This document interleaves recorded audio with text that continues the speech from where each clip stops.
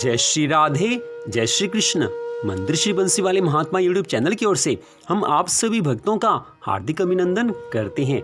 आज हम आपको सुनाने जा रहे हैं श्रीमद् भागवत महापुराण के 5वें स्कंद के दूसरे अध्याय की परम पावन कथा। इस अध्याय का नाम है आग्निद्र चरित्र।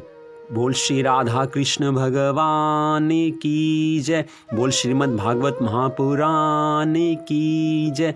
पिछले अध्याय की कथा में आपने राजा प्रियव्रत की कथा सुनी थी कि जिन्होंने भगवान की प्राप्ति की है, अपनी पत्नी सहित उनको भगवान के धाम में स्थान मिला है। अब उनके पुत्र राजा आग्निद्र की कथा हम आपको सुनाने जा रहे हैं। श्री सुखदेव जी महाराज कहने लगे हैं कि पिता प्रियव्रत के तपस्या में संलग्न हो जाने पर राजा आग्निद्र ने उनकी आज्ञा का अनुसरण करते हुए जम्बू द्वीप की प्रजा का धर्म के अनुसार पुत्रवत पालन किया है। एक बार वे पितृलोक की कामना से सतपुत्र की प्राप्ति के लिए पूजा की सब सामग्री इकट्ठी करके सुर सुंदरियों के क्रीड़ा स्थल मंदराचल की एक घाटी में गए हैं और तपस्या में तत्पर होकर एकाग्रचित्त से प्रजापतियों के पति श्री ब्रह्मा जी की आराधना करने लगे हैं। आदिदेव भगवान ब्रह्मा जी ने उनके मन की अभिलाषा जान ली है, अतः ब्रह्मा जी ने अपनी सभा की गायिका पूर्वचिति नाम की एक अप्सरा को उनके पास भेज दिया है। आग्निद्र जी के आश्रम के पास एक अति रमणीय उपवन था। वह अप्सरा उसी में विचरने लगी है। उस उपवन में तरह तरह के सघन वृक्षों की शाखाओं पर स्वर्णलताएं फैली हुई थी। उन पर बैठे हुए मयूर आदि कई प्रकार के पक्षियों के जोड़े सुमधुर बोली बोल रहे थे। उस समय पूर्वचिति अप्सरा वहां पर आकर नृत्य करने लगी है। उसके नाचने गाने की आवाज आग्निद्र के कानों में गूंज उठी और आग्निद्र का ध्यान श्री हरि के भजन से छूट गया। तब वह उसकी सुंदरता को देखकर मोहित हो गया और उससे पूछने लगा कि हे मुनि, तुम किस वन में तपस्या करते हो? वहां पर कैसे फल व फूल होते हैं? तुम्हारे सिर के केश कितने सुंदर हैं। पूर्वचिति अपने बालों में जो फूल गूंथे हुई थी उस सुगंध से भंवरे गूंजते हुए देखकर राजा कहने लगे हैं कि ये सब तुम्हारे चेले वेद पढ़ने के लिए आए हैं। नाचते समय घुंघरुओं की आवाज सुनकर कहने लगा कि तुम वेदों का स्वर बहुत अच्छा उच्चारण करते हो।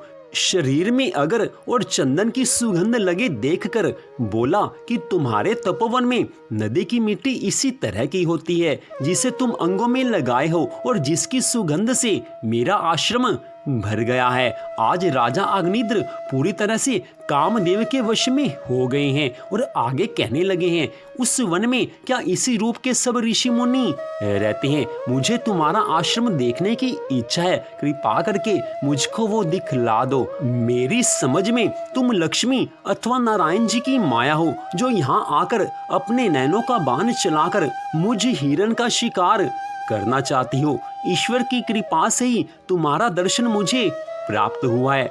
आज राजा आग्निद्र उस पूर्वचिति अप्सरा के मोह में पूरी तरह से फंस चुके हैं। पूरी तरह से कामदेव ने उन पर अपना प्रभाव जमा लिया है।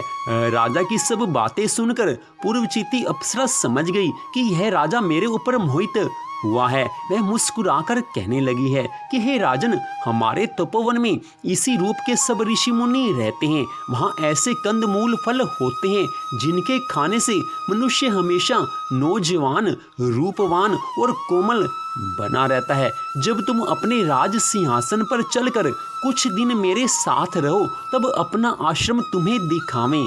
यह वचन सुनते ही राजा परमेश्वर के ध्यान को त्याग कर उस अप्सरा के साथ राज मंदिर को चले आए हैं और उसके साथ विवाह करके 10,000 वर्ष तक भोग विलास और राजकाज का सब धर्म पूर्वक कार्य करते रहे हैं। इसके पश्चात की कथा का वर्णन करते हुए श्री सुखदेव जी महाराज कहने लगे हैं कि हे राजा परीक्षित, उसके पश्चात आग्निद्र ने पूर्वचिति अप्सरा के गर्भ से नाभि, किम पुरुष, हरिवर्ष, इलाव्रत, रम्यक, हिरण्यमय, कुरु, भद्राश्व और केतुमाल नाम के 9 पुत्र उत्पन्न किए हैं। इस प्रकार 9 वर्ष में प्रतिवर्ष एक के क्रम से 9 पुत्र उत्पन्न कर पूर्वचिति अप्सरा उन्हें राजभवन में ही छोड़कर फिर ब्रह्मा जी की सेवा में उपस्थित हो गई हैं। हे आग्निद्र के पुत्र, माता के अनुग्रह से स्वभाव से ही सुडौल और सबल शरीर वाले थे। आग्निद्र ने जम्बू द्वीप के विभाग करके उन्हीं के समान नाम वाले 9 वर्ष भूखंड बनाए हैं और उन्हें एक एक पुत्र को सौंप दिया है। तब वे सब अपने अपने वर्ष का राज्य भोगने लगे हैं। महाराज अग्निद्र तो सदा ही भोगों में लगे रहते थे। दिन रात भोगों को भोगते रहने पर भी वो सदा अतृप्त ही रहे हैं। वे उस अप्सरा को ही परम पुरुषार्थ समझते थे, इसलिए उन्होंने वैदिक कर्मों के द्वारा उसी लोक को प्राप्त किया जहाँ पितृगण अपने सुकृतों के अनुसार तरह तरह के भोगों में मस्त रहते हैं।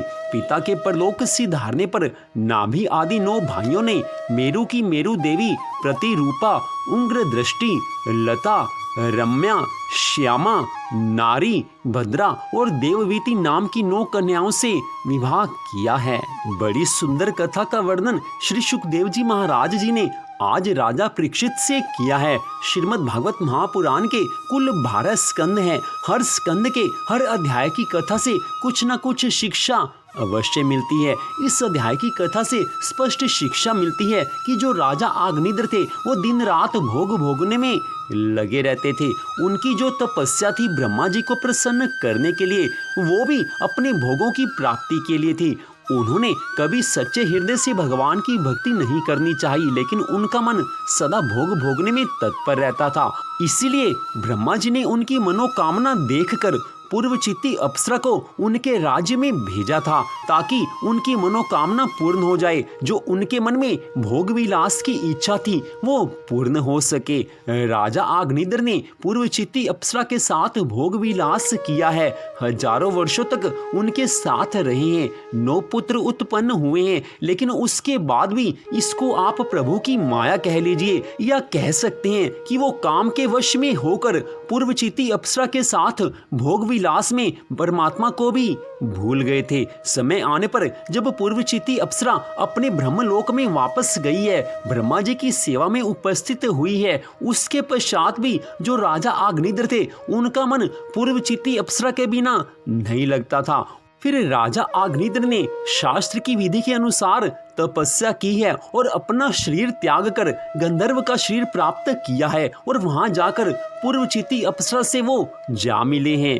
तो जो राजा आग्निद्र थे उन्होंने एक पूर्वचित्ती अप्सरा के साथ भोग विलास में अपना सब कुछ नाश कर दिया। पहले धर्म के मार्ग पर चलते थे, लेकिन बाद में भोग विलास में ऐसे डूबे कि अपना मनुष्य का शरीर त्यागने के पश्चात भी पूर्वचित्ती अप्सरा के मोह में गंधर्व का शरीर प्राप्त करके उससे जा मिले हैं। कितने दुख की बात है कि मनुष्य का जो शरीर, मनुष्य की जो देह भगवान इसलिए देते हैं कि कोई मेरी प्राप्ति करेगा, धर्म के मार्ग पर चलकर मुझको प्राप्त करेगा। लेकिन लोग कैसे कैसे कार्य करते हैं, अपना सारा जीवन भोग विलास में बिता देते हैं। राजा आग्निद्र अगर चाहते तो भगवान की भक्ति करके भगवान को भी प्राप्त कर सकते थे, लेकिन पूर्वचित्ती अप्सरा के मोह में पड़कर उन्होंने अपना सारा जीवन व्यर्थ गंवाया है। भगवान की भक्ति तो नहीं की, ब्रह्मा जी की भक्ति किया, उनको प्रसन्न किया है, लेकिन मन में कामना भोग विलास की थी। हजारों वर्षों तक भोग विलास उनको मिला है, लेकिन यहाँ पर सोचने की बात यह है कि जो भगवान ने हमें मनुष्य का जीवन दिया है, अगर इसको भोग विलास में ही हमने बिता दिया तो मनुष्य जीवन मिलने का लाभ क्या हुआ। भोग विलास तो हमारे धर्म ग्रंथों में कहते हैं कि भोग विलास 84 लाख योनियों में है। पशु पक्षी भी भोग विलास करते हैं, जीव जंतु भी भोग विलास में अपना दिन गंवा देते हैं, लेकिन भगवान की भक्ति केवल मनुष्य कर सकता है। किसी और योनि में भगवान की भक्ति करने का अधिकार नहीं है। केवल मनुष्य ही धर्म को समझ सकता है और धर्म के मार्ग पर चल सकता है। तो जो मनुष्य का शरीर प्राप्त करके भी धर्म के मार्ग पर नहीं चलता, तो समझ लेना चाहिए कि भगवान की दी हुई इस मनुष्य योनि को उसने व्यर्थ में गंवा दिया है। मनुष्य का शरीर मिलना आसान बात नहीं है, बड़ी कृपा होती है भगवान जी की, तब जाकर मनुष्य का जीवन मिलता है। और हमारे शास्त्र तो स्पष्ट कहते हैं कि मनुष्य के पिछले जन्मों के अच्छे कर्म होते हैं, उसके पश्चात भगवान की कृपा होती है, तब जाकर मनुष्य का शरीर मिलता है। तो जो मनुष्य का शरीर प्राप्त हमें हो गया है, तो इस जीवन में हमें पूरी श्रद्धा भावना के साथ अपने भगवान को मनाना चाहिए, उनको प्रसन्न